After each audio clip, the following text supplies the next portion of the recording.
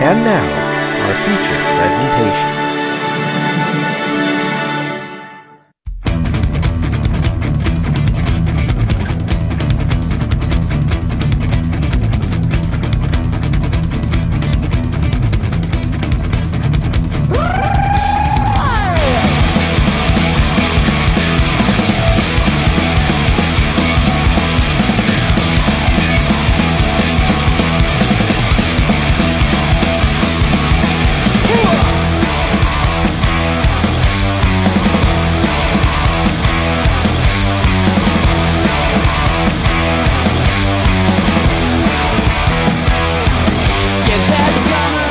Did nothing, sleeping, thinking, hanging around.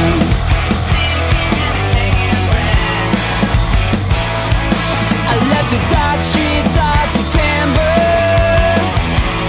as the air was cooling down. Oh yeah, it was cooling down. I need the sunshine in the morning, heading for the open road. Sunshine in the morning, Lord, you gotta let it go. Yeah, yeah, yeah. Ever since I lost her, it seems the more I learn, the less I know.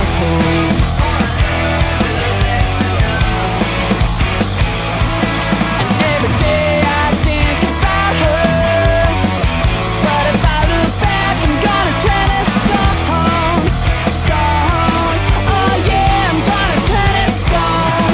I need the sunshine in the morning, heading for the open road. Sunshine in the morning, Lord, you gotta let it go. I need the sunshine in the morning, yeah, I gotta feel its glow. Sunshine in the morning, Lord, you gotta let it go.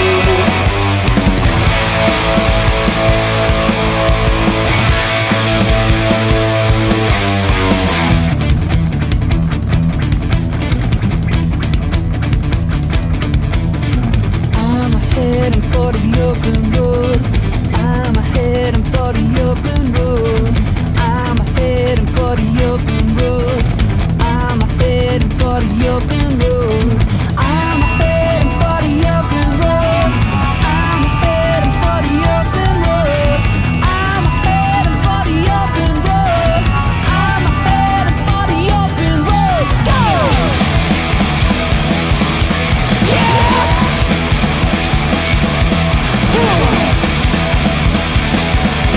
Yeah! Hit me without warning. I was left out on my own. The bad times they were forming. I went through them alone. But I knew that it is dawning, and I feel my pain is gone. The open road is calling, and I am moving on. I need the sunshine in the morning, heading for the open road. Sunshine in the morning, Lord, you gotta let it go. I need the sunshine in the morning, yeah, I gotta feel its glow.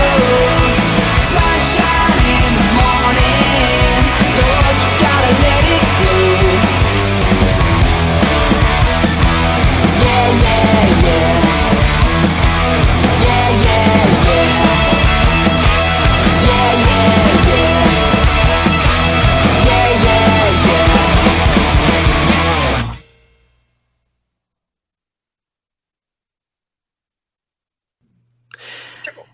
Hey guys, I'm Scarfy, I'm Naka. And I am Krüz. and welcome to Subwuffer Entertainment Treehouse, a determinedly drunk, geeky, and cheerful podcast where wolves we house in a tree and we entertain, bringing you all the latest entertainment news. Sets a lot like a music appreciation class. We talk about what's going on in certain topics and see how people react to them in certain ways. That song that you were listening to was Orpheus by Ash. Brought to you Yeah. by Crash FM from the Burnout 3 soundtrack, because that game is awesome. And I'm not gonna lie, it sounded pretty good. What do you think, Krüz? I like that. I heard Nugget sort of humming it and singing to himself, and then I was like, I didn't realize the stream was already muted for me, which is a good thing, but I also was like, oh, that's why he's singing. I didn't think the song's actually playing, but I like the sound of it from the few seconds I heard of it. Yeah. So you may be with the Burnout 3 soundtrack, I can sing along to most, if not all, the songs on that soundtrack. Yeah. Because it's good. So you may be wondering why our video is having less than normal viewers today. Well, unfortunately, YouTube sucks. Yeah, you can go ahead and tell what's going on. You can go ahead and tell what's going on YouTube.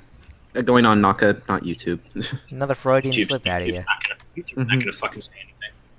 Anyway, so this hasn't really happened to us, but every once in a while, YouTube will just stop pushing out videos to people's sub boxes, or they'll just stop. You're supposed to have the little bell icon clicked if you want to get notifications for your favorite channels, and somehow, even on my own personal account, I didn't get a notification. I can actually check my notifications now if my phone internet just doesn't die, which it did. Anyway, but I did not get a notification because it would have, given me one as soon as we went live. Yeah, we don't understand what's been going on, so apparently I had to resort to sending you tweets and all that other billions of tweets to make sure that we got this thing under control. If you have friends who don't use Twitter but you know them personally, be sure to send them the link because I'm pretty sure they're lost right now. And a lot of things have happened in recent history today. Apparently, it's the 20th anniversary of Ellen DeGeneres coming out. You can go ahead and say what you want, Krüz. This was sort of planned out somewhat. It's like, oh wow, must have been so difficult for her, being a multi-millionaire and all. You're so oppressed, so brave, no repercussions. Yes. Yeah. Give me a fucking break. Yeah, pretty Please. much.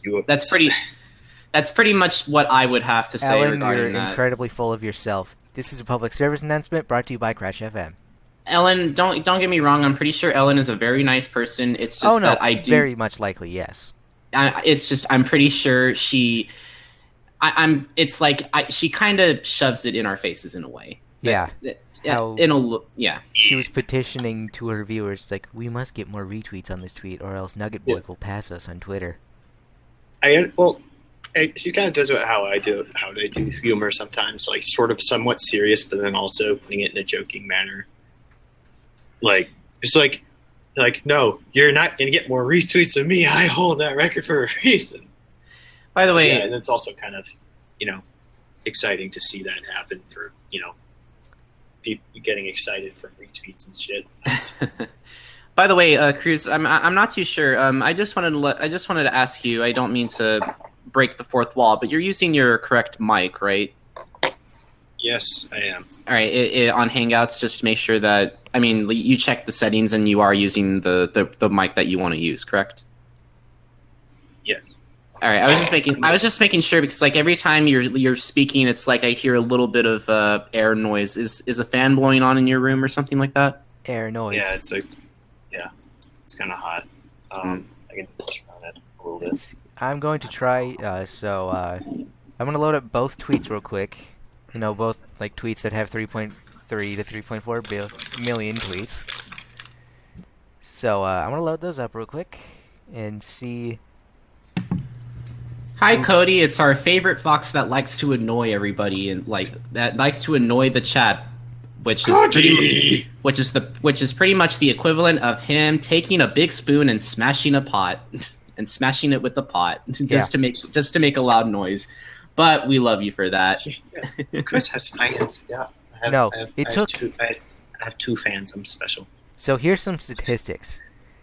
Ellen's tweet, if it was from like the Oscars a few years ago, has 3.427 million retweets, and that was posted on March 2nd, 2014. Mm-hmm. Carter Wilkinson's tweet has 3.368 million retweets, and that was posted on April 5th. Close. You mean April 5th, 2017. from this year? What does the tweet consist of anyway? It says, "Help me, please. A man needs his nugs," and a screenshot from a Twitter conversation he had with Wendy's. Yeah. 18 million. Consider it done. All right. That shows you how much the power of the internet will do. Yeah, you may be wondering why we're stalling. Well, honestly, we don't really have that big of an agenda today. So we're just going on random topics for no reason. I think we'll get into the agenda probably in 15 minutes or so.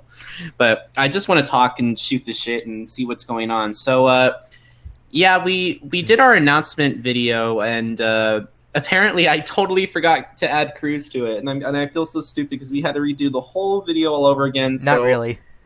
Well, yeah, but a little copy and paste, and it was literally move some stuff around. A little convenient. Cut off my audio, and then convenient link magic. So. I do have a question though. Do we want to do a couple episodes during the summer? Just for fun, or? I was thinking we could do an E3 live stream and then talk about every single video game that happened during E3, or I was thinking every single video game. Not every single video game, just the ones that stuck out to us, I guess.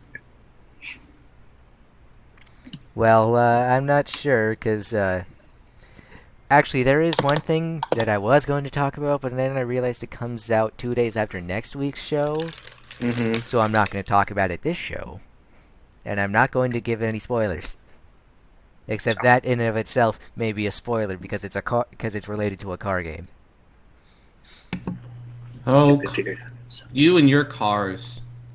Yeah. Well, speaking of that, some of you know, you all guys know, obviously I just came in from Furthermore, and they had a ZPD decaled car police car in front of the hotel. Ooh. Which was pretty dope. You mean PCD, not CP. not CPD. I don't know what I said. I don't know. Well, PCD is already setting in. That's what we're here to combat. But yeah, there's some. Yeah, you got back from Furthermore not too long ago. By the way, how was Boozy Barista's panel? It's barrister. Not barista, but apparently he said he was a barrister at some point in his life. I don't know, but I think I confused a barista with a barista. But I'm pretty sure he already made that joke. But burrito, fucking whatever it is. It was. I'm sure as fuck hope that it comes back next year. He gave me a little hint about it. I said, "So what's your panel going to be about next year at Furthermore?" And he said, "Boozy, in retrospective," something like that. And I was like, all right, we're going to get this guy back next year. And, oh my god, this panel was fucking hilarious. I could go on about it for a while, but it's just... could you talk about, the main topic, how he ended up writing the article for what happened to RMFC? Yeah, he's like, what you're saying is he had no idea any of this stuff existed a few weeks ago, and so it sort of just happened by chance. And can you move a little closer to your mic, please? Yeah. And some questions were asked about his introduction to the fandom and stuff like that. And someone's like, "Will you have any regrets from joining the fandom?" He said nope. No, I'll have stories. And anybody else just hear a whistle? I have no idea. Because because somehow there's audio channels being funneled into the treehouse. I think my family is going over to somebody else's house, and my mom went over earlier, and I think my dad and the dog are going over in a little bit. Oh, great. What? Just they're going away from the treehouse, or they're coming near the treehouse? They're going away from the treehouse. Oh, wonderful. Because okay. I can still hear the dog. Of course you can hear the dog. So what was I going to say? So I'm really glad you had a fun time at Furthermore. Still waiting on your new fursuit, Krüz. I can't wait till the day it happens. I think you said you were going to get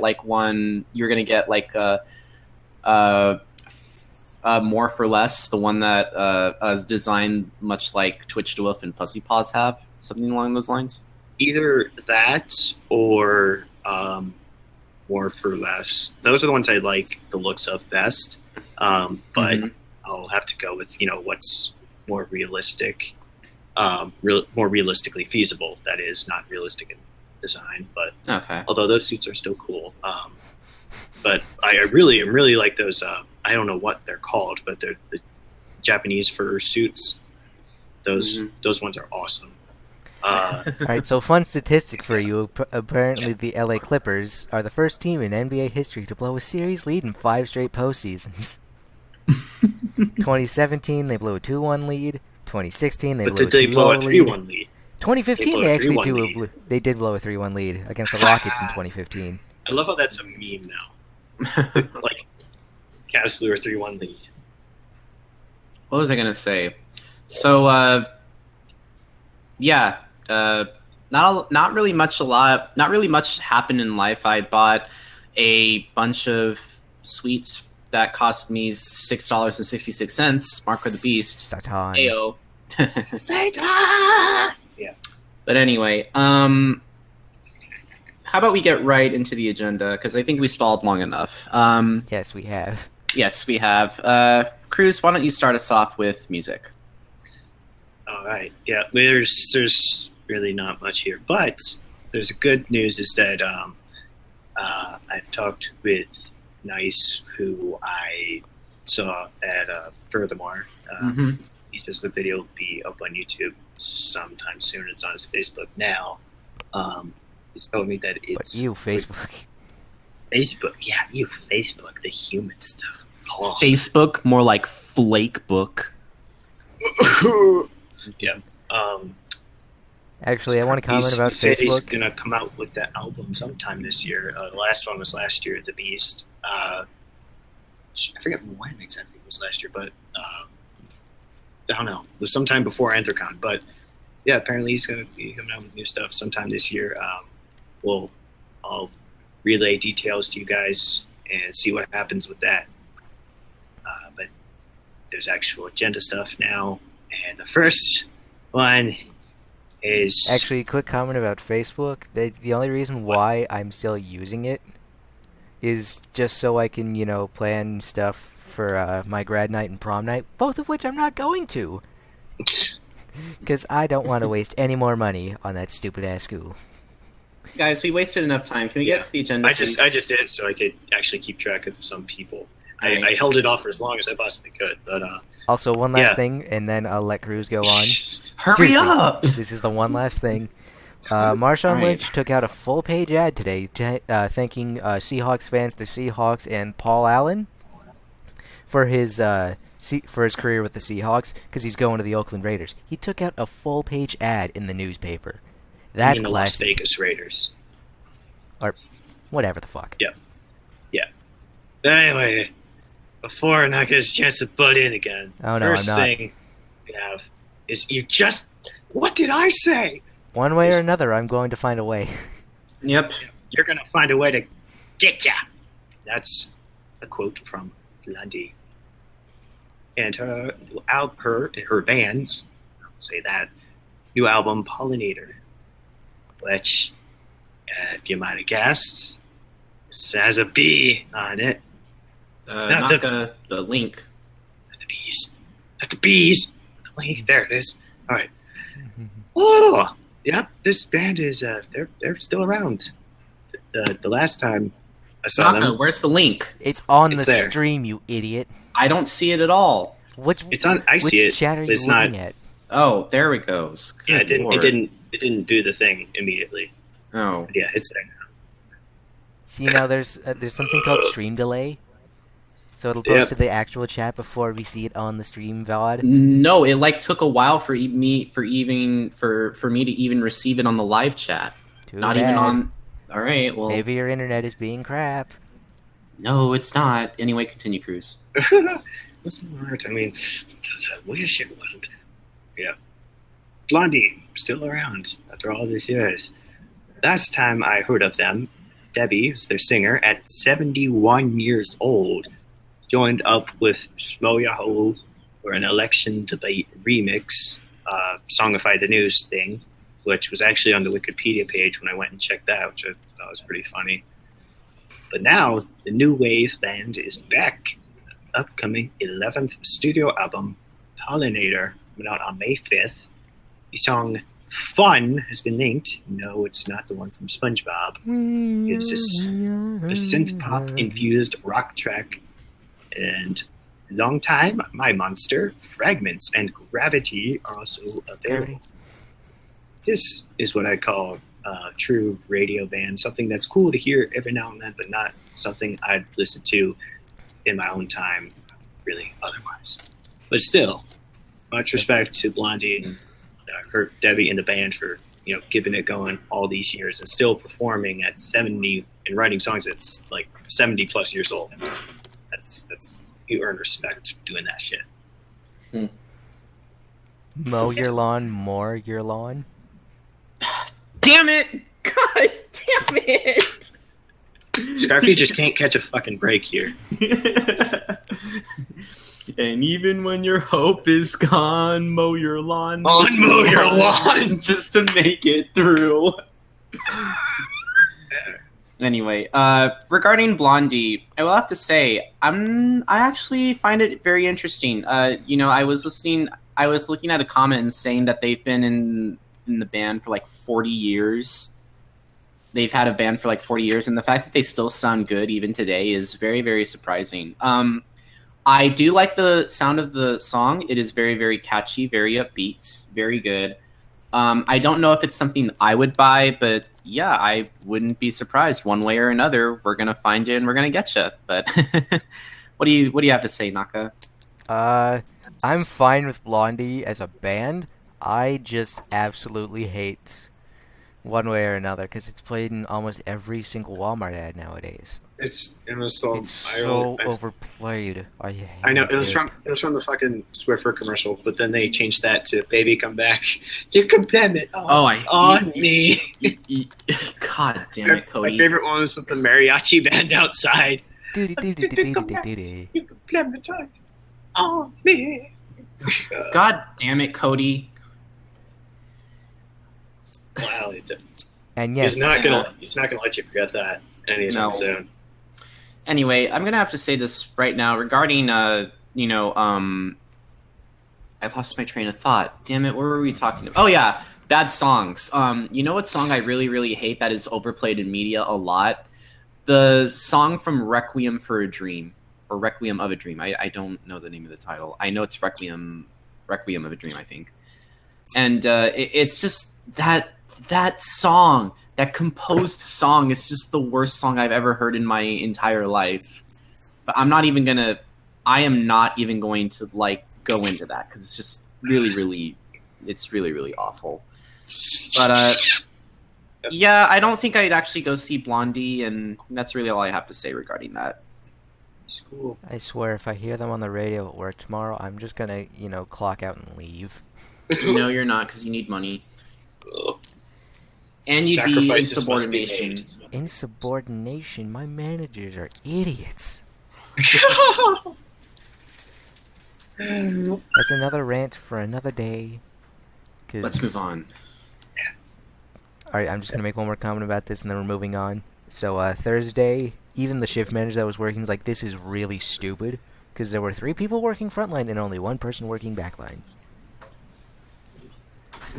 Yeah, you have 3 people basically taking orders and frying food when only 1 person's making sandwiches when there's 50 billion large orders. That's real smart. And even the shift manager that was working is like, oh yeah, no, this is absolutely stupid. You need to actually hire people and you need to schedule them for suitable hours. Yeah. So at least one of my shift managers agree with me. Mm-hmm. Anyway, move on.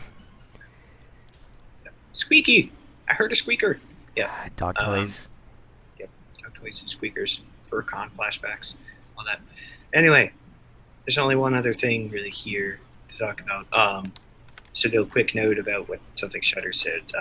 Well, at least until we get into the film section. Yeah.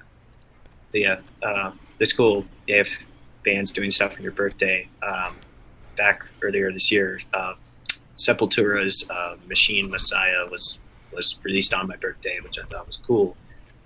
Anyway, the next thing, which is the only thing left, is the Grateful Dead. Grateful Dead. May 1977. It shone the light. This one is essentially the same as the last Grateful Dead thing we've reported on, which was the live show at I believe it was the the predecessor for TD Garden in Boston. But this one has a lot more. 4 days worth of music. Yes, I said 4 days. That's 11 CDs. Coming out May 5th. You don't want quite that much. The May 8th show in Ithaca, New York will be released as a separate album, which I can also just bring up in the next week because it'll be coming up at that point, called Cornell 5877. I kind of wonder why it's put as the date. I kind of wonder why it's called Cornell because, like, Notes. yeah, you know what? In high school they teach. I think that's where Cornell University is. Yeah, you want to know something? They teach in high school. They teach us to take Cornell notes, and they don't help. Yeah, they really don't. You know what? This is actually a it was a subject requirement for some of my classes to take Cornell.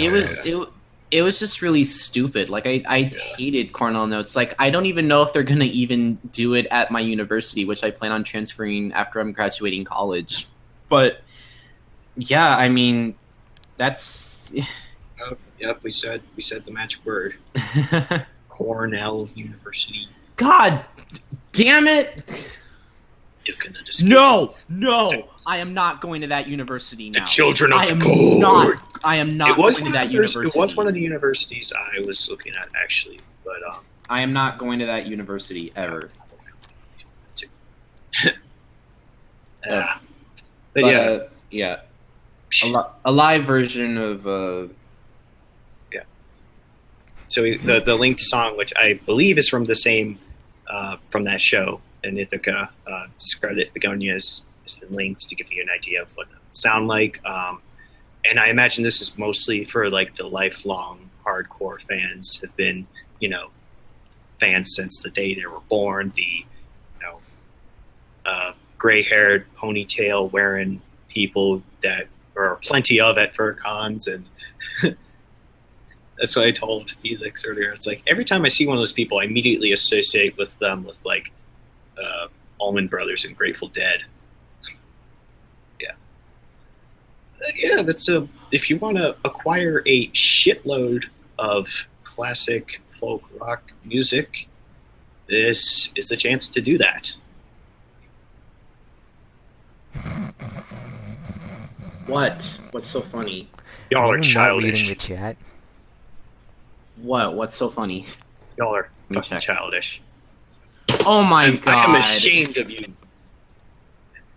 We not for 1 second after we say the damn word, you're all over it.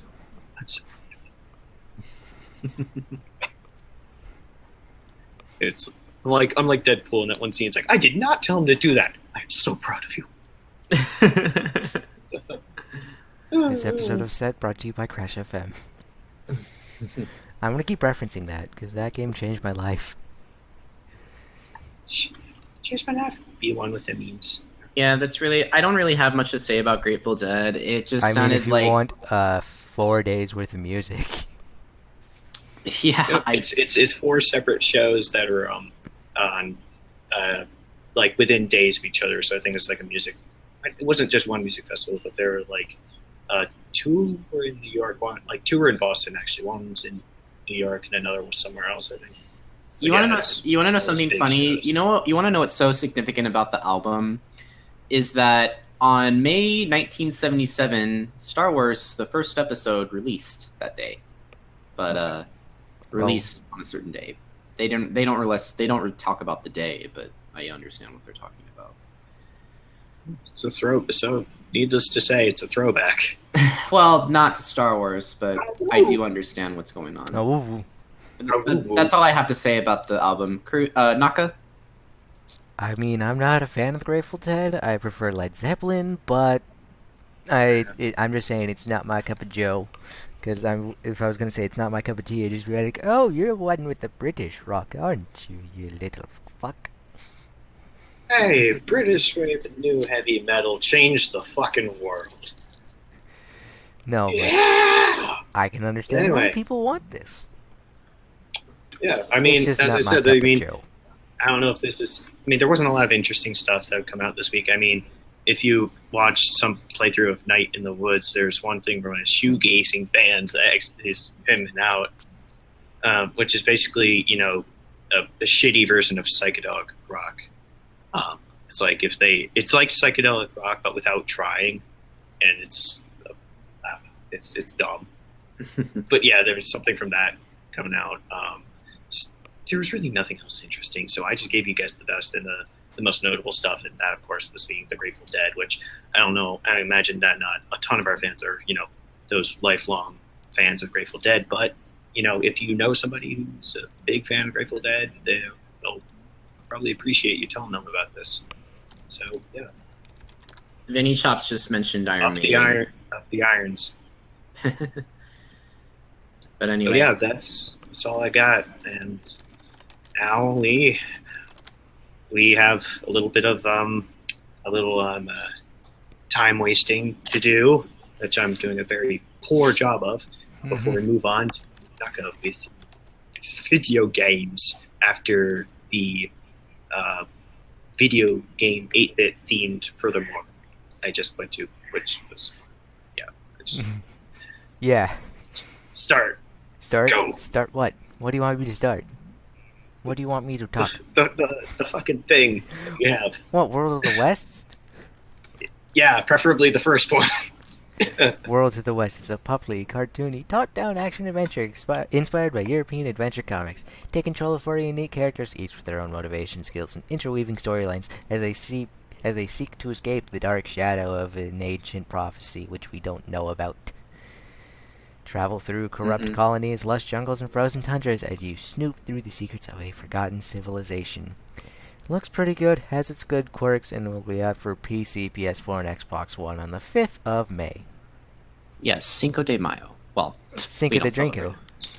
Cinco de Drinko. Well, that's Drinko La El Biro. I was looking at the trailer and I was interested at the bouncing foxes at the end. Let that speak for itself. But I'm not too sure if this is a movie that I would particularly a game. I don't even know what the heck. I don't even know where the heck I got movie from. Video game that I would particularly want to get. 40 slip streak. No, I'm not on a 40 and slip streak. I just make a mistake sometimes. Everyone makes mistakes.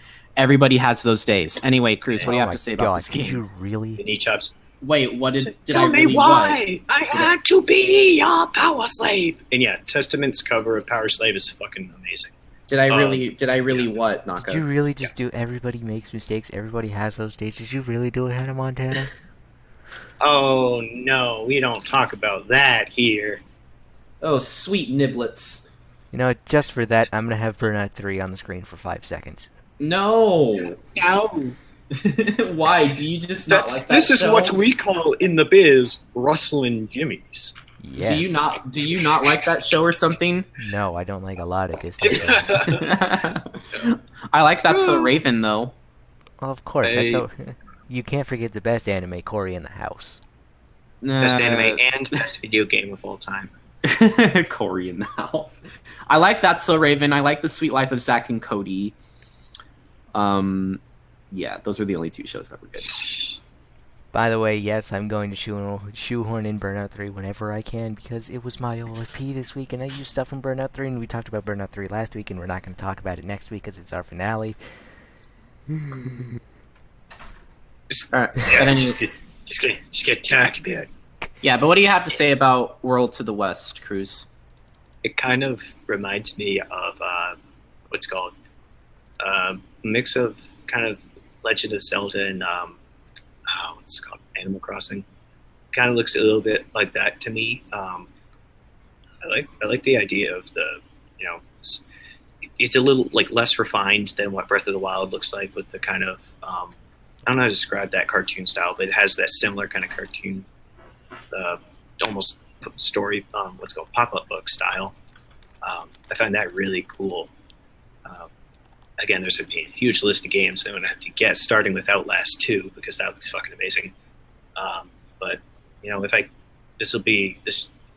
can get this one-off game, I will probably look for. If I'm looking for something to play that I haven't, if I'm looking for something to play outside of what I already want to get, I will choose this because it looks pretty damn awesome. Mm-hmm. That was a lot more difficult than it was supposed to be. Holy shit! Rip and kill.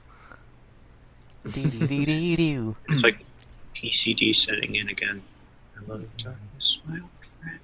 You know, that song wouldn't have become popular if that band didn't make that song. No, it would have been popular anyway. It was popular, but not in. It was only to a certain extent. But yeah, Disturbed did make it, you know, And you just loved more that. popular because it was fucking amazing. Right. Cover. But yeah, fire trucks are fucking wild. And yeah, another fire truck showed up at Furthermore, aka Fire Alarm Con. Yeah, we like to pull fire alarms and shit. Well, not pull fire alarms. Is there an ambulance going by? Somewhere in the distance, but not anymore. I don't think so. No. They said they were able to hear it and it was loud. No. All right. Well, There was whatever it was, going by. It was it's gone probably now. a door closing. Right. Probably.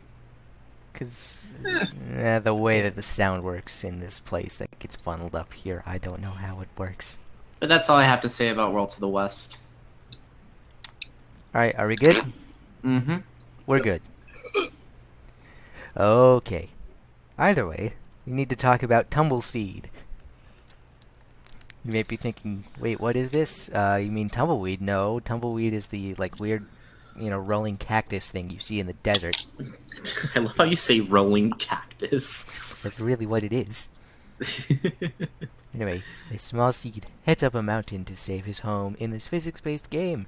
Roll up a procedurally generated mountain, avoiding holes and killing corrupted creatures in this dual-stick action balance game. TumbleSeed is easy to pick up, but difficult to master, so you will actually have a good challenge. Balance the seed, grow powerful with upgrades, and meet new friends on your way to the peak. It's like one of those new age labyrinth puzzle games that people would have fun with, before video games were invented. And but it also has Katamari Damacy. That's it's like, oh hey, you're picking stuff up, and then I love Katamari Damacy. it's like it looks good, so anyone with a Nintendo Switch, PS4, or PC can pick it up on the 2nd of May. Finally, a title not released for the Xbox One. I'm gonna roll up the world. Rolly. He was dropped in his head as a baby. I can't believe you still Muffin remember button. that from Smosh. I thought Smosh... Yeah. I love Yeah. Smosh, but man, have they become the attention whores nowadays. Well, they really just kind of seem to become bland. I mean, I used to love Smosh games. I watched that every day, but even Food that Battle. That went bland. Yeah, Food Battle. Hong Kong. Excuse me. Yeah. I guess we had something that was honking. I think so. I think that was outside. Anyway, Some people are fucking idiots. Anyway, while Naka is taking care of honk business, we're going to talk about TumbleSeed. I was looking at the game, and it looks very, very interesting how you're supposed to guide the seed up, and you're supposed to make sure that the seed doesn't go into the hole and all that stuff. How about you, Krüz? It looks very much like a game that would be on iPad, or maybe it was one of those physics-based games. I'm not sure. The Switch has a gyro sensor in it. I mean, the handles do. Mm-hmm. I imagine. Yeah, so I imagine it's kind of like that kind of game. Which there's a few of those I've played. What are they called? It's not fucking pinball, but it's like you have to roll the ball through the mazes. Labyrinth puzzle. It's Labyrinth. Yeah, it's kind of like one of those, but more of a just something that you keep going up, and it keeps changing. I mean, eventually, when I hopefully get the Switch, I will, have to get some games, and this looks like a good one to Hold up, I'm getting maybe a picture. maybe not start with, but to spend time on. I'm getting a picture of what a labyrinth puzzle looks like. Just so people who don't know what these are. By the way, we had some honking. What happened, Naka? What happened was that somebody decided to be a butthole outside and honk their horn because there were cars parked on the road. Anyway, this is a labyrinth puzzle. For those who are unaware. A labyrinth puzzle? Yeah, that's literally what it's called. Oh, well, I Literally, saw it's it. a picture from Amazon. Wooden labyrinth puzzle. Yeah, those things. I don't see it. It's gonna come up on the stream VOD because it has to take time because there's something called stream delay. Yeah. Wait for it. Ah, there we go. Hey. Oh, you put it in your drawer. I like that. That's actually kind of clever. Well, it looked like you could fit in a drawer, but I You don't know. could. Yeah, you those could. Except those are the handles to tilt. Yeah, I know. It looks interesting. I'm not too sure but I will have to say the game, that you were talking about does seem very interesting. I'm not sure if it's a game that I would pick up, but I'm glad it's for the Nintendo Switch, and yeah, it's really all I have to say. So, anything else, Krüz? Yeah, no, I mean, it seems like there's it's a game that you can't really say, like you said, there's not much to it, but it's one of those games like you just have to play to understand what there is to it. So I imagine, eventually when I hopefully play this, it'll be cool.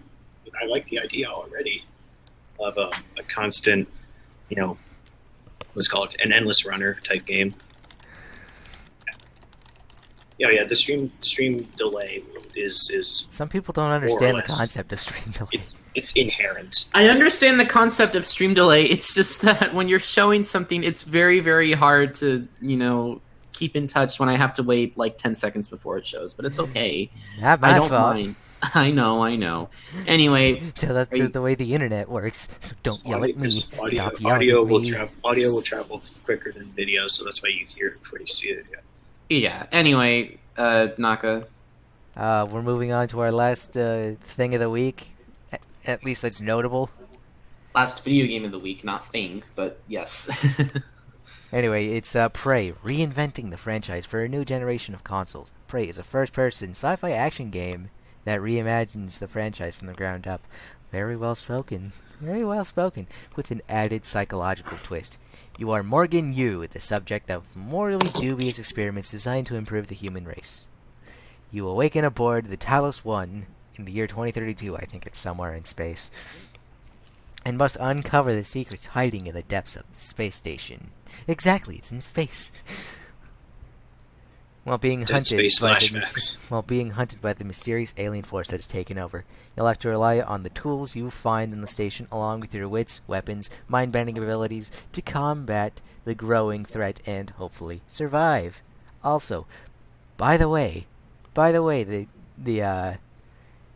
we talked about Outlast 2 last week.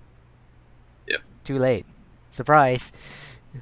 But in the trailer that we linked, it's called like Recycle Everything. It's humorous. I like it when these kind of games also have a sense of humor. That's kind of like Doom 2016. And speaking of which, it looks like Doom 2016, but with the Prey logo on it. It's being published by the.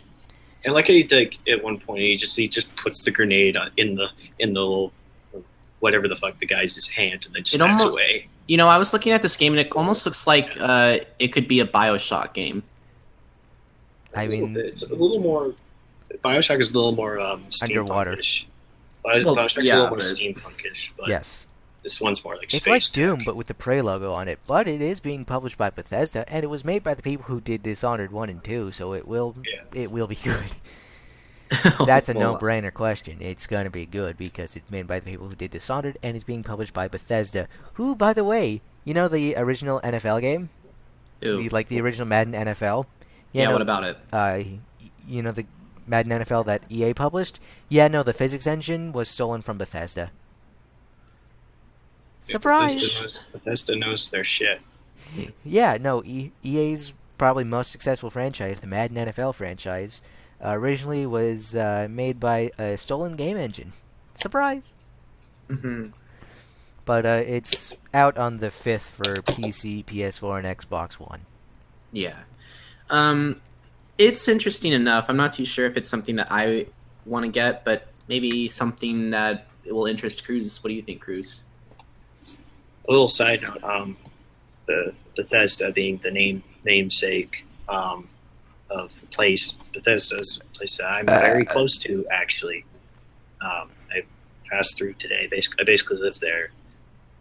So yeah, it's kind of cool that it's Bethesda. That's me. Yeah, I definitely see the resemblance to Doom with the clarity of the motion and physics. I'm not sure if this is just just focusing on a mechanic of the game, or if it's focusing on like a certain mode. But I like that they decided to take that kind of, let's just say, lighthearted approach first. Yeah, it's like if I have the money, I will get it. But Outlast 2 is on top of my list. This one, Xbox One's probably could be could be second place. For that. Eventually. That is too long. Hold on. That article is way too long. I need to actually open up the article and then copy and paste the link. Oh, what happened? Oh, it was just, it posted like the Google search results. Like, oh yeah, no, by the way, it was 273 characters long. But here is an actual article. Okay. 173. Kind of explaining. It was, basically, the title is Before Elder Scrolls, Bethesda created Madden because they were creating a game called Gridiron. Oh, wonderful. And EA then stole the physics engine and then made John Madden Football, and then we all know where the Madden Football franchise is nowadays. Oh, Yep. Wonderful. Anyway, is that all we have to say for this week for video games? Yeah. Oh, a little just side note: Outlast 2. I mean, I'll spoil it for you, but there's I like that they have plenty of not their jump scares that actually I think are better better constructed. I mean, less integral, I guess, but better constructed themselves. I think the only gripe I've heard with that is that there's too much action, actually, which is kind of ironic. But there's too much of just constant running away. Oh, the Even irony. Though that is that's kind of a part of the game. But I think they put a little too much focus on that. But other than that, I think it is a fucking fantastic looking game. And yes, Vinny, I played the original one and Whistleblower, which I think is it's a lot more sick and twisted than the original. But as you see the other side of it, they kept some of the same things with sexual violence, mutilation, and being impaled, and blood, guts, and gore everywhere. Demons, religion, stuff like that, all the good stuff. Anyway. Is that an angel? I don't want religion in my game. Wait. What? Wait. What about this one? Are you an angel? No, I was making a joke to an old game episode of Game Grumps. Mickey Mouse could be An angel. I heard the deep space pilots talk about them. They're the most beautiful creatures in the universe. I couldn't finish that line without making a smiley face. It's just so bad. It's like the worst line ever. But anyway. And you guys are silent. Yes, we are. Do you just not like that video? Not like that line from that movie? I have no fucking idea what it was, unfortunately. It's from Star Wars Episode 1, where Anakin opens up with "Are you an angel?" to Padme, and it's arguably one of the worst lines ever made in a Star Wars film. Well, yeah, I can believe it. Is it worse, or is it not as worse? Is it as bad, or is it not as bad as midichlorians? It's just as bad. But Right. anyway, well, I mean, episodes 1, 2, and 3 are all bad in their own way, but it's not. I wouldn't say they're the worst things ever made. All right, but I'll just have to say that's all for video games this week because Actually, it turns out, like last week or so, there was actually it was earlier this week, there was a trailer put out for a new expansion for a racing game. But because it comes out next week, then we get to talk about it. Because it's going to be big. But anyway, That'll be all for video games this week. We tie it into Scarfy with some sort of M. Night Shyamalan twist. What a twist! well, before I get in, it was meant to be. well, before I get into that, before I get into my agenda, I do have 10 more minutes to talk about what was going on. So I'll just go ahead and tell a little story before we get into our agenda. Remember last episode I was talking about how to be a Latin lover, and I was reviewing that, and we were, talking about that particular trailer. Well, apparently our movie theaters were very, very busy, and there was lines stretching out all the way the theaters because most of the people in our community are Hispanic. So, and I'm not afraid to say that. I'm not trying to sound like a racist, of course. No, and that's just the demographics of the LA area. It's really the demographics of the Van Nuys area. It's mostly You're seriously Hispanic. just stating facts. There's nothing like stereotypical about That's that. only racist according to SJWs. Yeah, pretty much. And By the way, if you don't have the Alt key removed from your keyboard, you support Nazis. Only Oh, the that's- one on the I right. saw that tweet earlier. And I'm yeah, just like, I knew you that. people are stupid. I was about to make that joke. But anyway, apparently How to Be a Latin Lover, like, it caught us completely off guard. I had the day off for Saturday, and I asked my manager, "Hey, look, can I work tomorrow?" And he's like, "Sure, I'll put you down for 2 to 7." And lo and behold, I was actually working that day, and a lot of people were still going to see How to Be a Latin Lover, and the demographic was mostly Hispanic people. Not that it's a bad thing. I'm just saying. It's not. You're not that it's literally stating fact. I am merely stating facts. It's part of regimen. This is just how things are, and This is just how things have to be said, or else we'll be deemed racist fucks. yeah, pretty much. And we're family friendly. and apparently, if we're not friendly to your family, fuck your family. Okay. but Little George Carlin, channeling my inner George Carlin. yeah, You I think you have a right to disagree with. We all have a right to an opinion, and I think you have the right. If you disagree with my opinion, you can shoot the fuck and walk away. all right. Well, That's all there is to it. I could quote George Carlin all day. So I was so while I was merely quoting fact, I will have to say I was completely off guard. Like, there were people coming to me in English and Spanish, unfortunately, because I don't understand why people are only speaking Spanish there when I understand that I'm working in a mostly Hispanic community. I don't understand why they use Spanish as their first language. I can't really say. It's usually when they're all yeah, all around each other, like Little Havana. That's probably like that.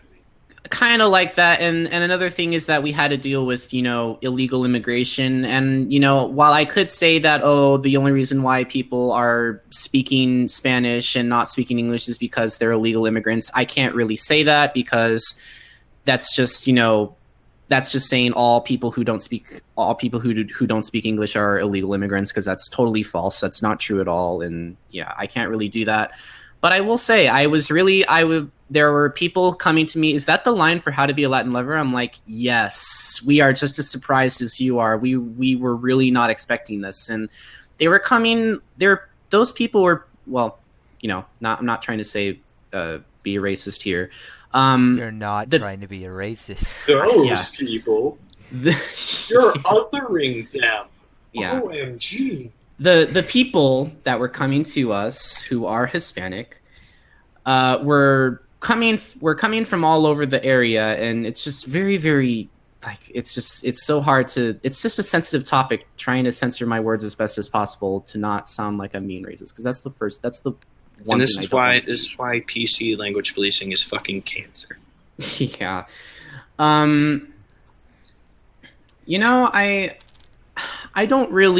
I can't really find myself understanding why people would want to go see the movie. I guess it was just because it was comedic voice actor.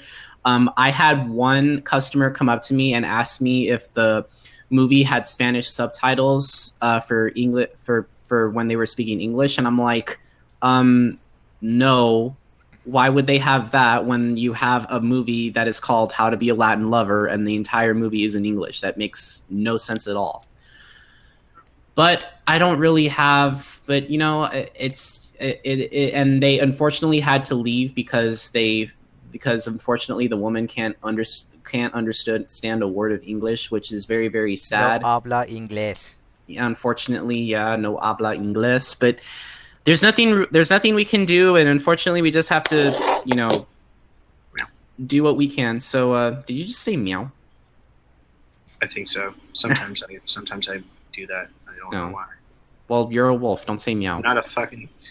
Well, I can do what I want. You were just about to say I'm not a fucking wolf. I was gonna say I'm not. It's liberal California. You could say the same for Washington.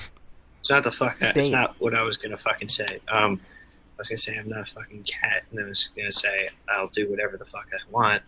Sometimes I just do that, like I just meow meow. Sometimes I do, it just happens. Sometimes I can't, it just happens. I swear to God, I'm 100% wolf. Anyway, yeah, California, just maybe we should just let them go because they might need to just deal with their. Yes, but they have 2 NASCAR races every year, and I'm going to one of those 2. But anyway, I don't have much to say about How to Be a Latin Lover. I'm wondering if I should see the movie. I was looking at it, and it got mixed reviews. It's a comedy. It's not really something to be, desired. It's just, a funny, sit down, turn your brain off, and laugh kind of movie. It's all bullshit, folks, and it's bad for you. Pretty much. It's bad for you. Yep. Yeah. Yay, Carlin. He's like. A fat fuck is 2 fat fucks and 2 dumb fucking kids. Pepsi heals the fascist soul, Cody. Did you not see that Pepsi commercial? Wait, is Pepsi being fascist or whatever, or what are they? It was just more so that it's like dumbest commercial I've ever seen. It wasn't necessarily. Wait, the dumbest commercial I've ever seen. So what commercial? Can you show this commercial to me? I'll watch it later, but can you just show it to me? Oh no, I'm going to find it and link it into the chat. It was just what the Twitter moment described it as the best way you can sum it up was culturally tone deaf. It's pretty much as it's like basically like it's when someone says something and then you're just cringing. You're like, why the fuck did you say that? That was the most stupid fucking thing I've heard in my life. No. That on national television. As long as it's funny not with this ad. First of all, Pepsi pulled its ads from YouTube content creators, and then goes around and makes this ad and posts it to YouTube. And then it gets such bad reaction that they literally pull it from their YouTube channel. Full circle, you dumb retards.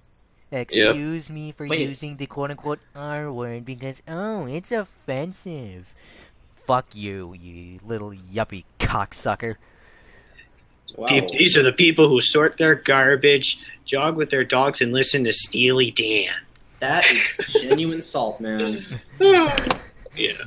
I will rant about political correctness for a fucking year. Here's the thing: like, if you ask me not to say it to you or to someone in particular, I will agree to that. But if you ask me not to say it at all, I first of all, no promises, and second, I wouldn't really want to anyways because. I will go ahead and save this link. I will go ahead and save this link ever. Save this. Yeah, it's God, it's just, people are fucking nuts. This country is just full of nitwits and assholes. This whole thing is, it fed into a whole meme that one summary of it in some recent weeks of this PR blunder streak that's apparently happening, and especially among airlines. But it was John Spicer in a flight attendant uniform. Wait, don't tell me a Pepsi. Well, don't tell me the thing yet, okay? I want to watch it for myself, okay? Yeah, this wasn't a thing in the commercial, but it's just a reference to Pepsi. And then the other one is like a plane with a Pepsi logo on it, and it says, "No one would get kicked off this plane." I Oh, wow. remember that. But anyway, yeah, that's really Pepsi. I'll watch this trailer later. I do want to see what the thing is all about, and I understand it's probably the most liberal bullshit you've ever seen in your life. No, seriously, people are fucking nuts. This country's just full of nitwits and assholes. You ever notice that? Nitwits, assholes, fuck-ups, scumbags, jerk-offs, and dipshits. And they all vote. In fact, sometimes you get the impression that they're the only ones who vote. Remember when Cheerios made a funny commercial where the mother says that the Cheerios is good for your heart, and then he pours the Cheerios on the dad, and I just saw it as a really cute Cheerios commercial, and people were angry that they were mixed race parents, and I'm like, oh yeah, that what thing is wrong with you people? I know. People can have children. It doesn't matter who marries who. It doesn't matter. They're still procreating, and they're still bringing the sanctity of life. Yeah, here's the thing. By the way, the sanctity of life is bullshit. No one fucking cares about it. How come if it's a kid, it's the sanctity of life, but if it's cancer cell, fuck it? Yeah. Here's the thing. The thing you just said, like, yeah, the thing, like, calling yourself a social justice warrior, that implies a warrior. That implies that you can take a hit. Yeah. No. Yeah. By the way, speaking of the sanctity of life bullshit. How come when it's humans, it's an abortion, but when it's a chicken, it's an omelet? Well, the chicken came before the egg. Are we so much better than chickens all of a sudden? When did this happen that we passed chickens in goodness? Name 6 ways we are better than chickens. We can't run around with our heads cut off. See, nobody can do it. At least not. You know why? Because chickens are decent people. You don't see chickens hanging around in drug gangs, do you? No, you don't see a chicken strapping some guy to a chair and hooking up his nuts to a car battery, do you? When was the last chicken you heard about came home from work and beat the shit out of his hen, huh? Doesn't happen, because chickens are decent people. All right. Well, with that being, on that note... God damn, it feels good to rant. That was fucking wonderful. On that note, we're going to get into our movie agenda with some film news. What a twist! Whether you like him or not, M. Night Shyamalan is finally starting to come back with his newest film, Split, which actually got a lot of very good reviews and a kind-warm reception, despite it not topping The Sixth Sense. And it seems that the movie Split has played a role in his early film Unbreakable, which I would not dare spoil either if you haven't seen either of them. Regardless, however, Shyamalan announced that his next film will act as a sequel to Split and Unbreakable. The title is called Glass and will probably release a few years later. Shyamalan was known for making very bad material and has since become the epitome of internet memes and destroyed childhoods. I'll let you figure that one out yourself. But since Split has been acclaimed, the last thing I want to do is jinx him, but it seemed he's coming back on top. Has he come back entirely, however? Only time will tell. What do you guys think? I don't know what to think at this point. I'm not a fan of Shyamalan after the utter abomination that was TLA. Oh, yeah, that movie. Well, believe it or not, if you see Split, it's actually a pretty decent film. I've heard Split was good, but I never wanted to actually see it. But this is Unbreakable. That was about what's his name? Mr. Glass. No, was it about the Italian kid? No, that was Unbroken. I'm done. That was a different movie. I hated Unbroken. What? It had so much good war humor in it. I'm sorry, I hated that movie. I didn't particularly love it, but I thought it was at least, the war context jokes, like the guy crawls back up on the raft. If the Japs were this bad, we would have won this war. It's like the sanctity of life. It's all bullshit. And it's also very selective. We get to choose which forms of life we feel are sacred, and we get to kill the rest. Pretty neat deal, huh? You know how we got it? We made the whole fucking thing up! Yep. Pretty much. But seriously, guys, what do you have to say about this? I mean, it took a while. I mean, whether you like it or not, he's coming back. M. Night Shyamalan is coming back. He's starting to come back. And it really pains me to say that because I know there's going to be some time where he goes back down again, and I don't want to say that, but He's kind of one of those Remember guys when we who's thought like, remember when we thought the Last Airbender was going to be a trilogy? neither do I. And then the first movie came out, and It shit the bed so hard. Yeah, It needed a new mattress. Oh boy, yep.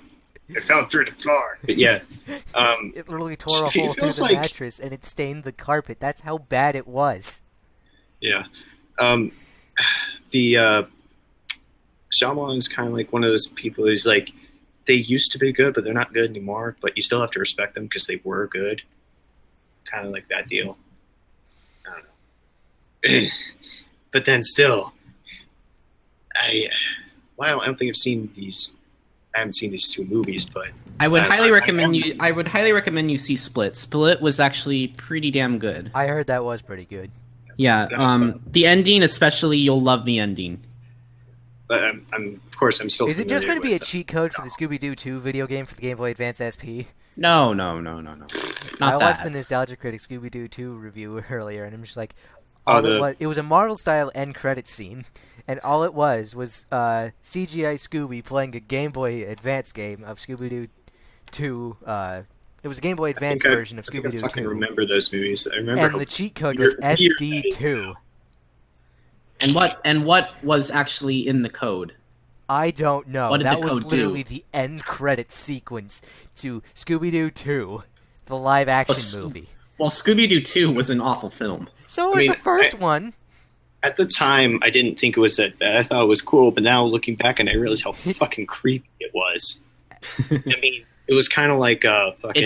They But gave they're not Shaggy the mask. boobs. They're was- they're not it was they're the not second as bad as, Mask. but at least they're not as bad as Son of the Mask. God, Yeah, good it was like- God, that movie was bad. It was the same kind of animation. It gave me that did it. post traumatic stress disorder in most views. Yeah. It was so bad. It was so Thank bad. God I saw that so early in my life that it didn't really, it wasn't able to have that effect on me. I can look on it now and see how fucked up it was. But then but at the time it wasn't something that it didn't affect me in that way. But I could still tell that it was that. It's kind of Right. like it's kind of like PTSD, but without the problem of it. But anyway, do you want me to move that on makes to our any next fucking sense. film news? To M our Night thing that you're Shyamalan's not coming. very happy with. M Night Shyamalan's coming back. Cool. Let's just move on and see what actually happens. And Yay! I'm not going to. Al or Latin? Or should I just call you Laddie? Sounds like here, boy. Anyway, This one's not going to go over well. no, it's not. So I have in to go a get a drink anyway. well, go get a drink. So in a whatever motion, it seems that Will Smith is now in talks to playing Genie in the live-action adaptation in Aladdin. Honestly, guys, I have not much to say about this one. It doesn't seem that Genie can be replaced since the late Robin Williams played the role perfectly, and I can only imagine what would happen if he was alive to this day. Will Smith claims he's up to the task, but Robin Williams left some massive shoes to fill. And on top of that, I don't really know what you want me to say. I kind of was expecting this news to be negative in some way, no matter what actor they could have chosen for this role.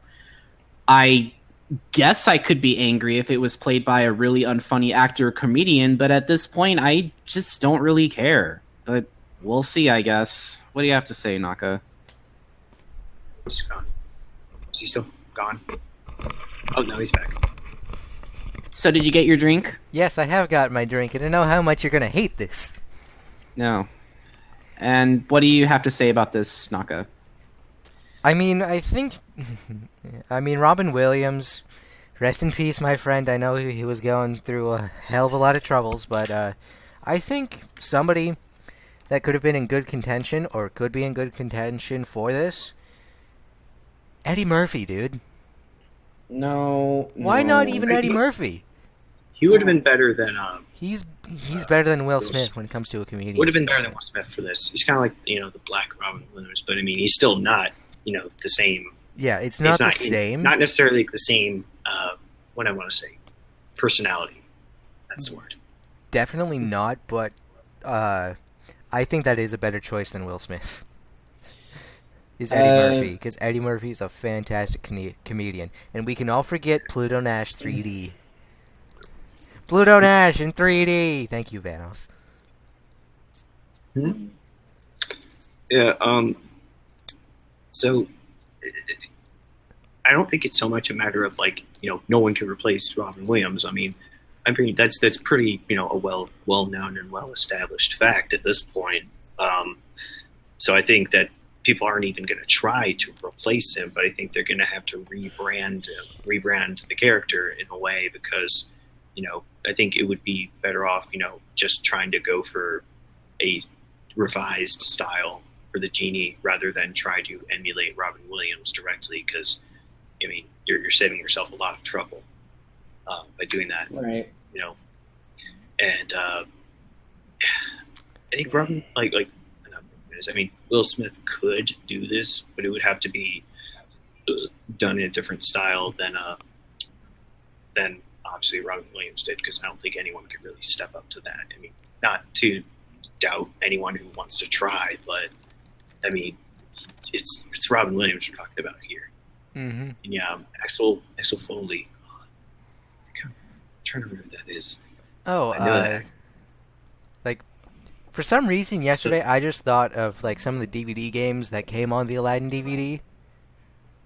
Like, Yeah, I was thinking they could remake these now and put them on app stores for VR, and Disney would make a killing, because these are great, fantastic things for VR. What I'm linking is the Aladdin's Magic Carpet Adventure, which is basically you have to go save Jasmine from the Sands of Time or whatever. But it's something that I feel could be remade today in VR, and it would be perfect. And Disney could charge money for it, or they wouldn't. I don't really know.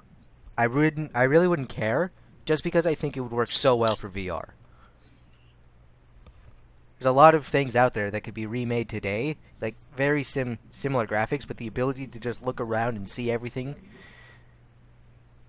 Definitely, yeah. I just wanted to, like, yesterday I just came up with this idea. It's like, I wonder what that. It's like, what's that old Aladdin game where you could ride on the carpet and everything? Oh yeah, that on one. on the Super Nintendo. No, not that one. I'm talking about the DVD game. But I will have to say when John Tron and Ego Raptor were playing the Aladdin game, they were making fun of the end credits people, where none of the names of the people were tall knob, and then Ego Raptor made a comment: the buildings, they're all tall knobs. And then there was a scroll staff where how when you're going through a platformer the screen will auto scroll, and then there was just a person with the name Linda, and then Ego Raptor was Linda. like, "Aw, thanks, Linda, you really helped us scroll." Everyone was just laughing at You that. really helped us scroll. Yeah. But what do you think? Will Smith playing Genie in Aladdin? Naka, what do you think? Yeah, you already know my opinion. I would much rather prefer Eddie Murphy. I would. I don't know why it took me so definitely long to think of that. I mean, I'm not saying that he would do a great job. I'm not sure. I mean, I think he potentially could. Probably trying to take his own approach to the character, but I would use a much better fit definitely than Will Smith. Mm-hmm. Why the remakes? I don't know. I just It's see it not as my like fault. Tucker did it. they feel like they've struck a gold mine, and I mean, they more or less kind of have with the popularity in the movies, but it's just kind of a craze at this point for them, and my concern through the whole thing has been like that if they're going too fast, the movies will become shit, even more so than they would inherently be. So I don't have a problem with them doing it or trying that, because it's your stuff more or less. You're free to remix it and try to do it in a different way. But just if you're going to do it, try at least work on it. Don't just like make it quickly and then just go on to the next one. That's just my opinion on it. Yes. Mm-hmm. Yeah. Anyway, I'll have to say, but yeah, that's really all I have to say for film news. Now we can get to our films that are coming out for the week ahead. Films? Don't you mean film? Well, not a lot of movies coming out, but honestly, guys, who needs more movies when you have arguably one of the biggest summer blockbusters coming out? Guys, we've waited long enough, and now the time has finally come. This is it, the big one of the most hyped up films in comic book geekdom and the furry fandom combined. Ladies and gentlemen, please give it up for and go crazy for Guardians of the Galaxy Volume 2, a 2017 American superhero film based on the Marvel Comics superhero team Guardians of the Galaxy, produced by Marvel Studios, and distributed by Walt Disney Studios Motion Pictures. It is the sequel to 2014's Guardians of the Galaxy and the 15th film in the Marvel Cinematic Universe. The film is written and directed by James Gunn, who directed its predecessor, and stars an ensemble cast featuring Pepper Coyote, Chris Pratt, Zoe Saldana, Dave Bautista. I mean, they're kind of the same person. Vin Diesel, Bradley Cooper, Michael Rooker, Karen Gillan, Pom Clementine, Elizabeth Debicki, Chris Sullivan, Sean Gunn, Sylvester Stallone, and Kurt Russell.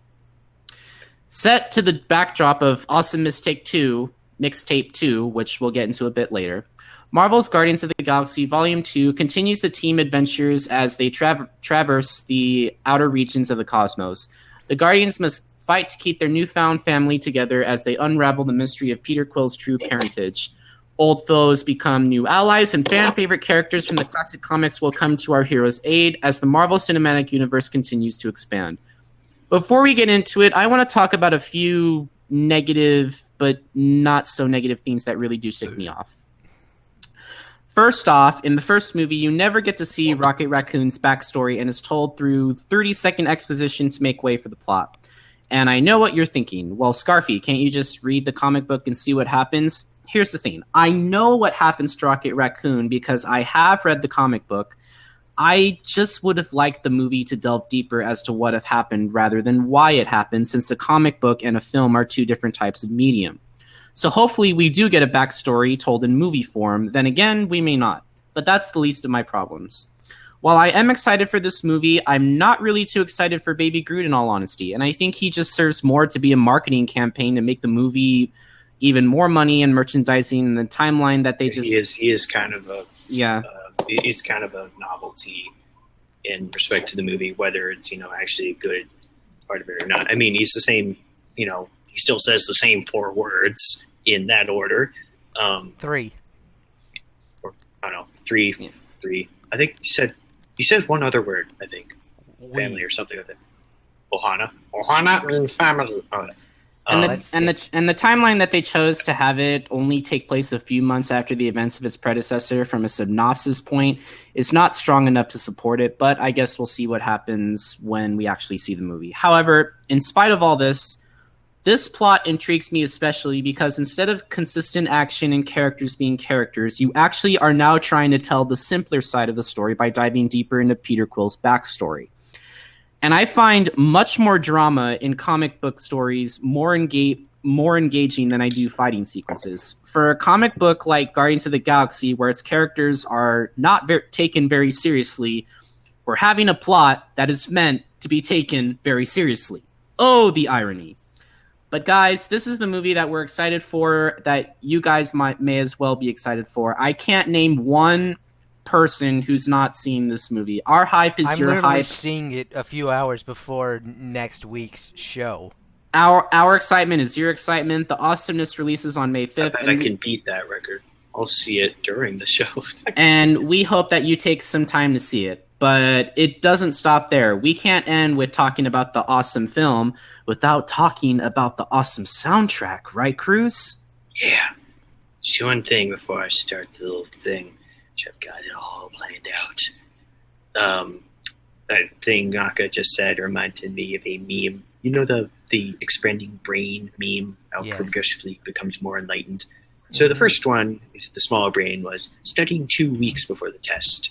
The next one is studying the day of the test, I think. And then the last one is studying during the test. It's super enlightened. No, it's the last one, studying after the test.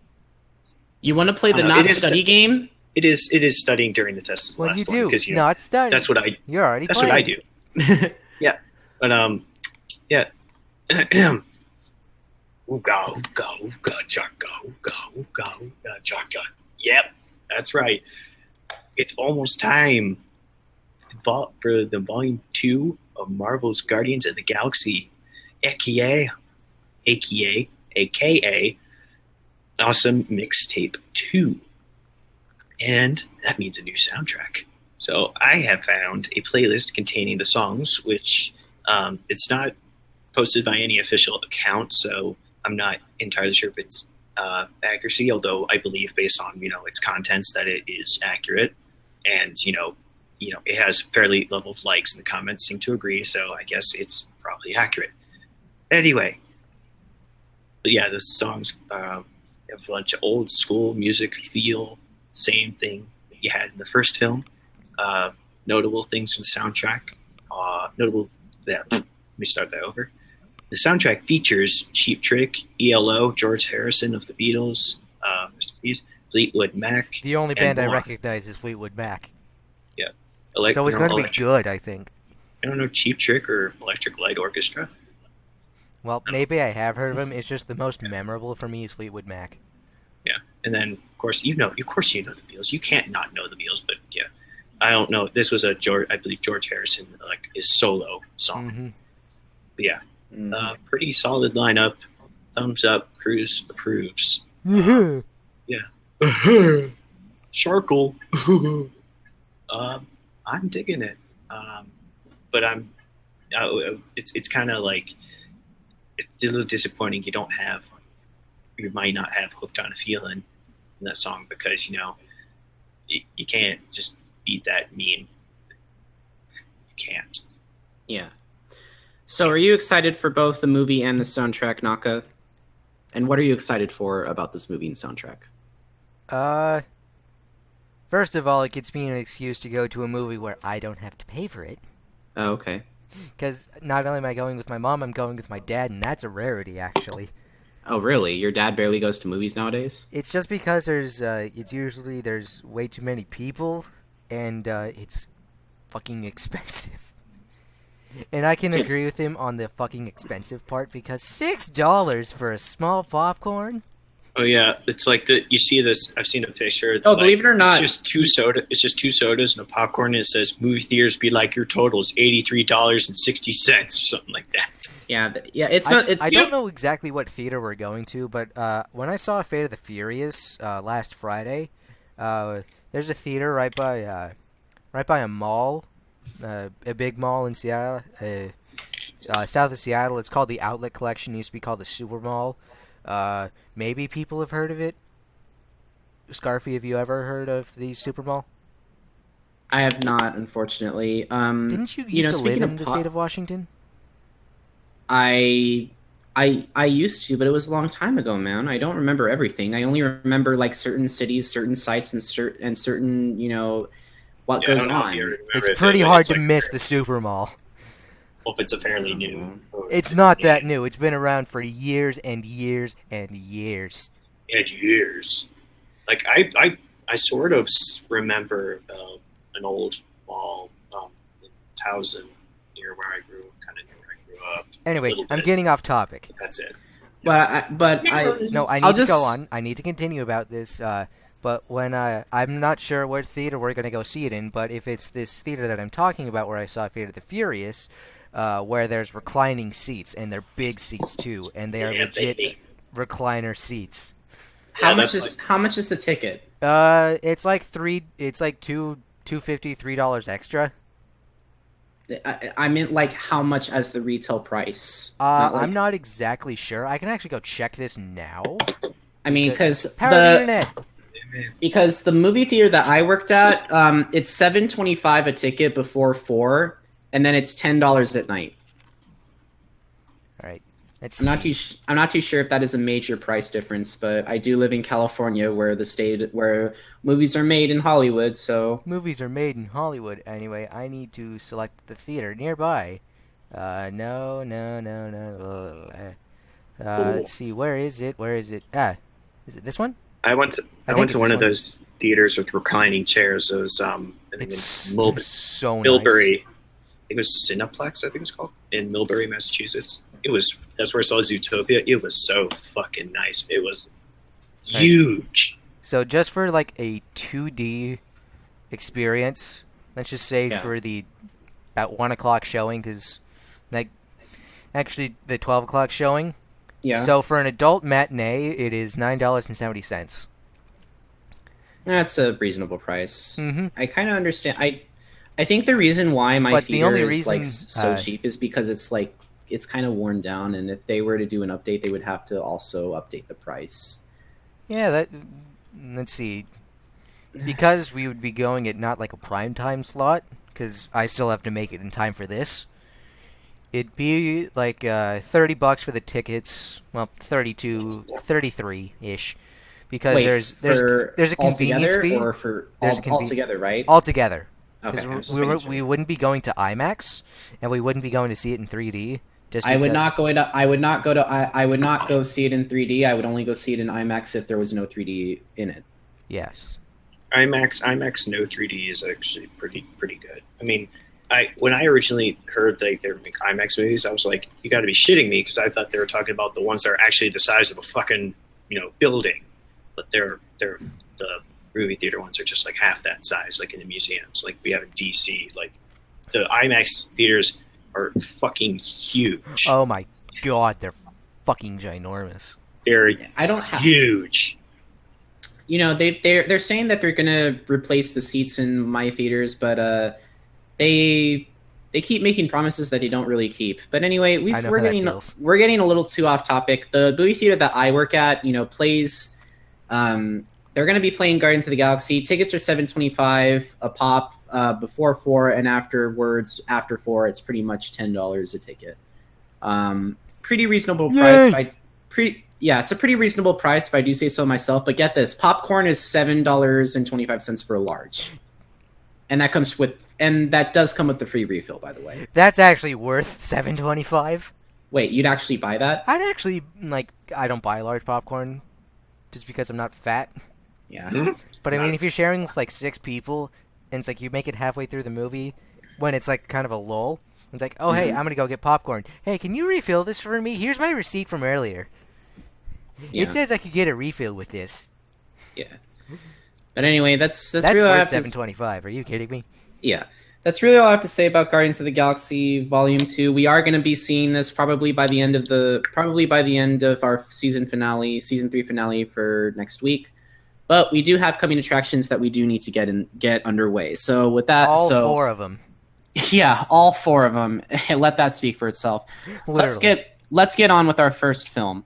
Ingrid Goes West, a mentally disturbed young woman, becomes obsessed with a social media star who appears to have the perfect life, but she decides to drop everything and move west to befriend her, but her behavior turns unsettling and increasingly dangerous. Restraining order? I don't understand this why. Kind of one's like, this is a completely preventable issue, and it probably This is 100% this- preventable. in the real world, this would never see the light of day. No, it probably wouldn't. But it's It kind would of never see the light of day. It's like, I think what they're trying to get at is like, if this thing was allowed to play out, what would happen? I have no fucking idea, and I mean, it might be just fun to watch people, punch each other and shit like that, but I don't know really what else beyond that would be special about it. I just thought it was kind of funny that the woman just like walked right up to her and said congratulations, and then pepper sprayed her in the face and ran away, or tried to run away. And then By the way, I couldn't tell if that was actually pepper spray or water, because it looked like water, not pepper spray. Well, probably for prop purposes, yeah. Yeah. That's really all we have to say regarding that. Do you want me to move on to our next trailer? Please. Oh, hi, Mark. 47 Mark. meters down. Yeah. Two Mark's- sisters vacationing in Mexico are trapped in a shark cage at the bottom of the ocean with less than an hour of oxygen left and great white sharks circling nearby. This is why you don't go to Mexico. Oh, wow. Oh my Another god, shark I can't movie believe I where- just said that. Shark Oh, bait. God. Hoo-ha. like, oh wow, another shark movie that What do is you say talking to about sharks, and they don't even like go over the statistics of sharks doing it. You might as well call this film Sharknado. Sharknado. I mean, it's not quite up to that level, man. I mean, you gotta show some respect. But Just- it's still pretty damn stupid. I don't know. It's kind of like I actually went and saw what was it called? Shallows. That one, that with the girl trapped on the island. I thought actually for what the movie base was, I think they handled it pretty well because it was kind of like when you have a limited set area, or you're limiting yourself to set area, you can run the risk of quickly becoming very boring. But the way that they integrated the cinematography ended up working really well in their favor. So that might apply here, but this one does look a little more, getting too quickly to the action and being cheesy about it. It's just it's another shark movie that I've seen over and over again. It doesn't really do anything. Like, oh no, shark- we're trapped in a the whole- bad you can situation. tell- We you only can tell have a so shark long to movie live, and there's an animal trying to kill me. It's not like this movie's been done 1,000 fucking times. Yeah, you can tell a shark movie from a mile away. And also, apparently, it's like fun statistics, things you can compare to. Like, you're more likely to be killed by a vending machine falling on you than a shark. Yeah, I believe Which that. I can believe because, you have those people who actually go and shake that. I'm not one of them. I might punch it, but By the way, I'm not going to shake My it. friend football tackles vending machines to get stuck items out of. by the way, you Nice. want to know something? You want to know something funny? I hear that the people are going to be voting on the Powerball later for the lottery ticket. My astronomy teacher actually said the odds of us getting hit by another asteroid is 1 in 5,000. I'm going to bet my odds in 1 in 5,000 before I bet in the lottery. And for the most part, he's right. But but this movie, what are the odds of going down to look at sharks? I mean, and the odds of that cable breaking, because unless it's really fucking old and worn, and people would probably be aware of that beforehand, this would not realistically happen because it's I'm not even solid sure if steel cable. I'm not even sure if that's even happened at all. Like, It why should be a solid why didn't steel they cable. I don't know what else it would be. why didn't they use a chain? A chain would have been a lot more heavy, a lot more better than I think a using steel cable would twine. be stronger because it's Yeah. closely twined. Chains can snap Really, they can. under stress, under a lot of stress. Yeah. Well, yeah, and then you're putting them in water, and that water causes it to rust. So that does make a little So, bit of they- sense. But It's saying the cables are more tightly knit. Mhm. I don't. Yeah, I just some of it. You have to exaggerate a little bit because you need to set it up a little bit. You need to feed the drama to make it look intense. I don't know if I'm really going to go. You know what they I probably don't think did I'm with really those sharks gonna afterwards see when they escaped? They probably killed them all and then put them on a grill. Probably Yeah. not. It's really I have had to see. shark before, and if you cook it right, it is pretty good. But that was like 4 years ago, and it was the only time I've ever done it. was it delicious? It was actually pretty good. That's why I'm wow. saying if you cook it right, it is good.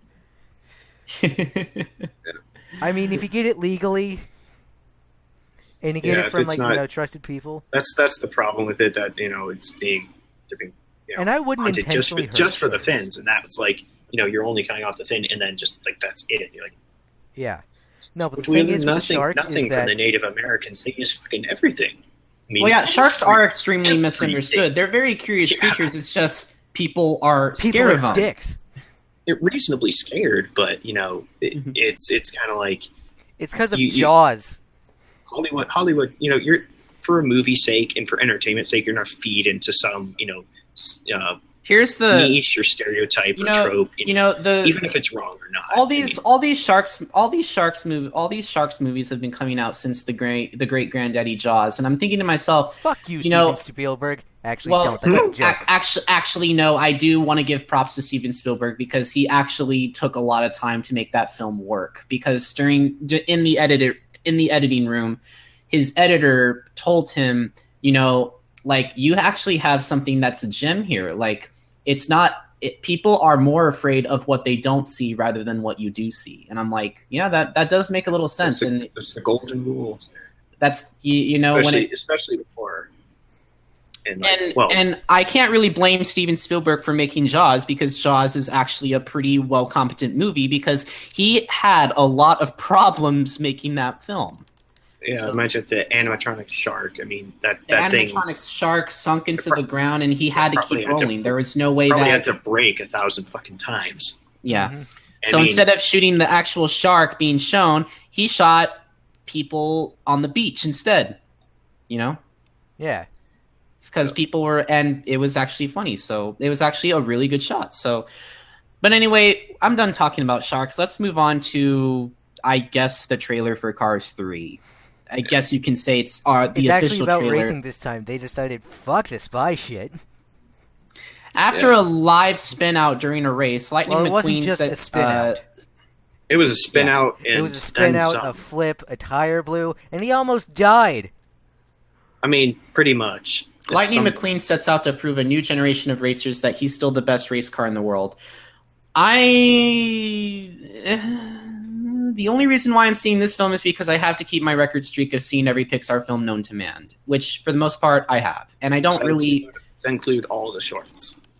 Short. Well, I haven't seen every single short, I mean, but I'm just saying. So I had a Blu-ray collection of all the shorts, which actually is really cool. Yeah, I don't know. All right, I've seen both Cars as it is. I mean, I don't want to. I don't really know if I can bring myself to get off my ass and do this, because it's just like I understand where the humor was in the Cars 3 Tokyo Drift.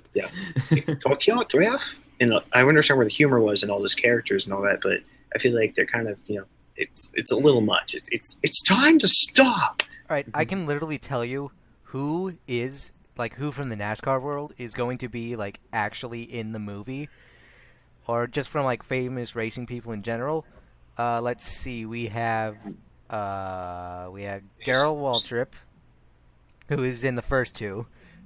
Lewis Hamilton, who is a Formula One driver. We have Chase Elliott, Ryan Blaney, Daryl Wallace Jr., Shannon Spake, who's a reporter for ESPN, Humpy Wheeler, who is some sort of famous race car driver, Jeff Gordon, Daniel Suarez, who was the first international NASCAR series champion, Kyle Petty, Mike Joy, Ray Evernham, and Richard Petty as the King, or Strip Weathers.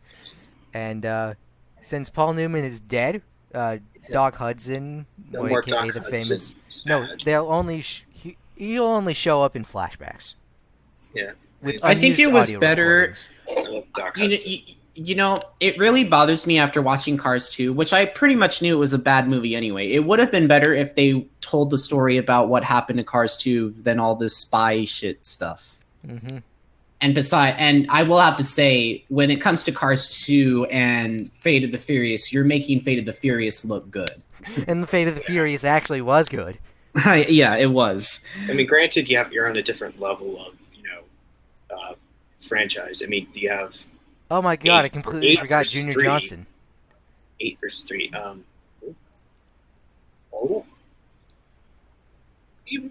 But anyway, I guess we can move on to our final coming attraction for this week. And It's it's the a big biggie. one, guys. Kingsman, the Golden Circle. Fly, free bird. When their headquarters are destroyed, the Kingsman journey leads them to a discovery of an allied spy organization in the U.S. These two elite secret organizations must band together to defeat a common enemy. Guys, we all saw the first movie, and the first movie was super kick-ass. I can't wait to see this movie. Is he dead? My favorite, like, oh my god, I love Kingsman. I love Kingsman Volume 1. I'm Kingsman Volume 1. I like the first Kingsman so good. I like it goodly. I like I it like so it. much. Are you thinking about seeing this film, Naka? No shit.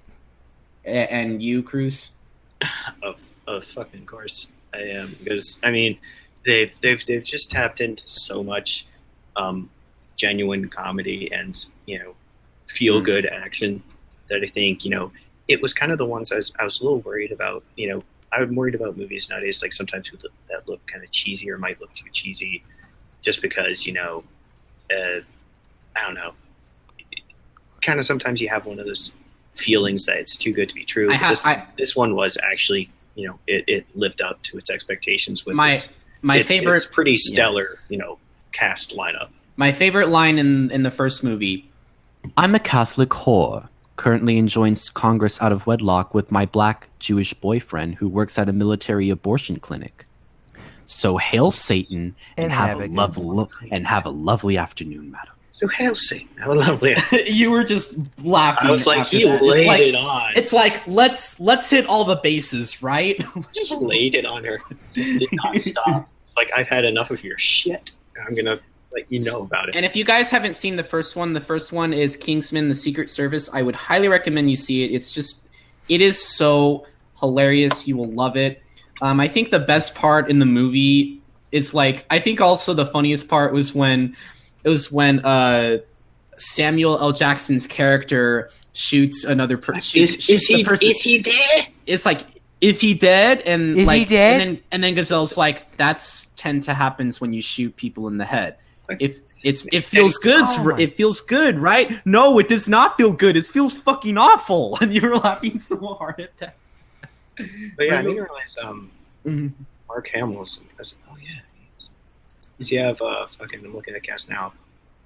You have Colin Firth, Mark Strong, what's his name? Mark Hamill, Samuel L. Jackson, Michael Caine. Oh, I love Colin Firth. Yeah, I mean, you got a whole lot of fucking, among others. I mean, give credit to the other guys who did an amazing fucking job alongside these, the A-list actors. Do you hope Kingsman the Secret? Do you hope Kingsman: The Golden Circle is good, Naka? Duh. Why would I not? And you, Krüz? I think that they've definitely got the right idea, and this should be a gimme. With they've set it up correctly. At least it looks like it's set up pretty well for the trailers. The only concern I might have is that they might be trying to fit too much story into this, cram too much. The organization's destroyed. Okay, that's one thing, but then beyond trying to resolve that, I don't know. They might end up cramming too much in there, but I think that it looks very promising, nonetheless. So I'm definitely going to go see this because I fucking love that, and hopefully we'll be get to see more Swedish ass. Yes. Oh yeah, you loved seeing that dad ass at the end. Did you? I love that. What's his name? You're the governor.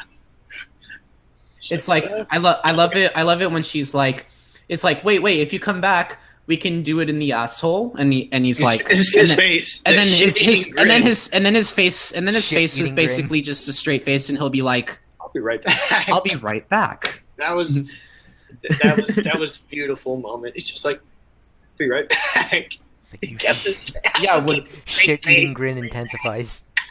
his shit-eating grin. That was so gay. Anyway, we do have an email. we do have letters. All right, I actually Yes. managed to take a screenshot of it. So, Oh jeez, here we go. all right, I'm posting it on screen. So it's from Shutterwolf. Title of the email: Show comments for April 30, 2017. One word. And this is in bold and all caps, and the font has increased in size. Ooh! Exclamation point. Shutterwolf. I was looking at that, and it's interesting because you're amazing. I wish we had more emails. I would encourage you guys to send us more emails. If you want to send us more emails, send it to subwooferentertainment@gmail.com. We would love to hear more of your emails like this. By the way, Shutter, we're gonna fine you $350 for that. But yeah. Yeah, well, fuck the police. Give me a second. Something. But yeah. I need to look up something real I got quick. it. Give me a second. Let me do this, please. Yes. Brought to you by Crash FM. All right. I just want to say before we leave, this Really? episode of S.E.T was brought to you by Crash FM. One last Burnout 3 joke. Oh yeah. But any. Wait.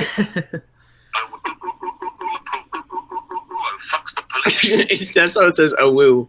All right. And, Oh. Fucks the police. all right. Hold on. No there's more. one No more of that. That's really annoying. I'm sorry. That's really annoying. Don't play that again, please. Hold on. T is for the Daily Moogs. I is for you and I. C is for crunch. I Place crunching on my crunchy crunch. What is this you are even doing? Sneak around. Be careful not to make a sound. Crunch. Crunch. No, don't touch that. Sorry. Back in the Clay's chat, there was just so much kicking around with that voice. But anyway, Like guys, you that need is to let it me for smash. our show tonight, ladies and gentlemen. We do want to say one thing. If you are hopefully, and I do mean hopefully, YouTube will fix it, get its shit back together, and fix what was happening, because it's really, really sad that we had to make that we were posting tweets and it wasn't going through to our subscriptions at all. So there was no point of that, and I mean, it's not like YouTube already has a shitload and a half of other problems, but I mean, this is just another one on top of that. Right. yeah. It's. I mean, Mm-hmm. it would have been fine, I guess. No, if we this knew is my about it. response to YouTube earlier. It'll just come up on the stream VOD, so you guys need to be silent for about 3 seconds. Okay. What? Swiggity swooty. It's a reference to Lemmy Smash. Oh! I thought it was actually. I thought it was an actual thing that you were going to put on the screen. What? Let me Swiggity Swooty. Anyway, Wait till I guys. come to. Yeah. Anyway, guys. If you wanna hear more episodes or hear more or What's go my back to life our other come episodes to hear more memories, just click on an episode below. And if you want more Or notifications, on the side. I don't know where it is, because it's always different depending on what viewer you're doing. if you wanna hear more of our shows, click the small bell underneath where the subscription button where the subscription button is. Ding As dong. Pure Frost would say, hit that bell. And go to Twitter at Subwuffer ET. We will be posting more updates regarding our shows. If you want to send us an email, go to send us a letter at subwooferentertainment@gmail.com. We would love to hear more of your responses and see how things go with us. And also be sure to check Tumblr for more updates as well, even though we don't post there that often. Anyway, Becky guys. with the Lemmy Smash. Smash. Anyway, guys. This has been Subwoofer Entertainment Treehouse. My name is Scarfy. I'm Striker, and this is Crash FM. And I One am last Burnout 3 Krüz. joke. Actually, I'm Naka. And I'm Krüz, and I'm about to sink back into the depression that is known as post-con. Aww. And I have Hello, food darkness, ready to my be old made friend. downstairs. Yeah. All right, guys. Well, But on the bright side, I have beer. all right. Well, Beer! just don't become an alcoholic unless you're Zach. You're a But little anyway. too fucking late. Let's go drive a car. But anyway, Beer guys, is good. Beer is good. This is Beer is thank- good. And stuff. Anyway, guys, thank you for joining us. We hope to see you again. As always, have yourselves a fantastic night and take care. Bye. Bye.